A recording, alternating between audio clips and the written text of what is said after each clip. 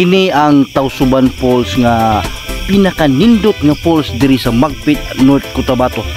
Kuyugi ko ninyo og humanan nyo yung video kung wala pa mo kaanhi aning lugar ug wala pa mo ka-experience sa unsa ka bugnaw pagkanindot aning Tausuban Falls.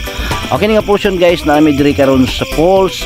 Inya makita nimo kung unsa kanindot ang naa sa ilang palibot. Daghang kayo mga bulak, mga kahoy.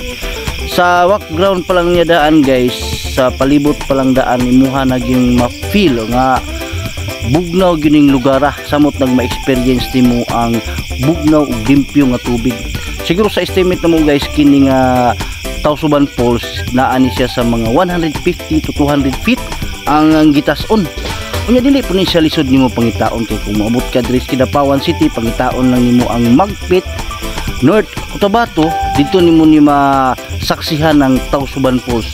Safety ni siya para sa tanan nga maligo guys, sa mga bata, tigulang ug kanang mga hamtong siya, kay gawas nga limpyo ang iyahang tubig, dili sad lawom ang pwede nimo maligo-liguan.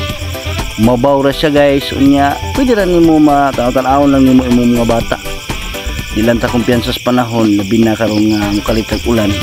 Pero likod aning kainit nga atong tagamtaman aning kalibutan karon guys, kinahanglan gyud mangita ta og kining bugnaw nga lugar kung asa ta pwede maka chill ba, relax. Mo ni among gibuhat karon guys, gitawag ni siya family bonding kay holiday man. Mo ni nga nagkuyog-kuyog minami diri karon sa Tausuban Falls, Magpit, North Cotabato. Kung wala pa mo naka-experience ani nga lugar, wala pa mo nakaanhi, humana ninyo ni nga video aron makita ninyo kung unsa kanindot ng Tausuban Falls, Magpit, North Cotabato. Okay, let's go. Pati na ang mga ilog natin, hindi na masama ang pagpunta at malayo na rin ang ating narating. Ngunit masdan mo ang tubig sa dagat, ating kulay asin, ngayon naging itim.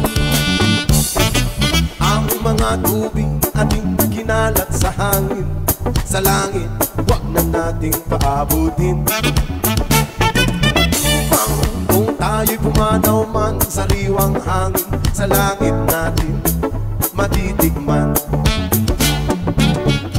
Mayroon lang akong hinihiling sa ating pagpanaw, sana ay nagulang. Gitara ko ay aking dadalhin upang sa ulap na lang tayo magkantahan. Ang mga bata ngayon lang isinilang, may hangin pa kaya matitigman. May mga puno pa kaya silang aakyatin, may mga ilog pa kayang lalangoyan. Bakit di natin pag-isipan ang nangyayari sa ating kapaligiran?